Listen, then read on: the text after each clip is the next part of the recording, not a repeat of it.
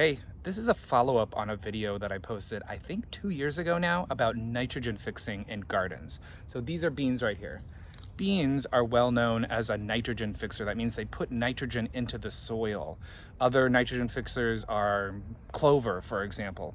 And there are other plants that really love nitrogen. For example, tomatoes. I have this Japanese cherry tomato in here that I just recently planted underneath all of my beans.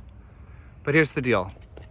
You don't just have them growing next to each other. That's not all what it needs. In order for the beans to put nitrogen into the ground, it needs to die. It only releases it from its roots after it's dead. So what I'm doing today, these are cold weather, winter green beans, and it's time for the tomato to take over. So I'm cutting it. All right, here. Goodbye.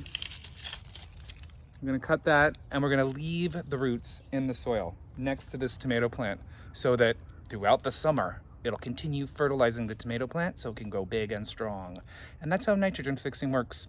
I didn't say that in my last video, so I wanted to say it now. Happy gardening.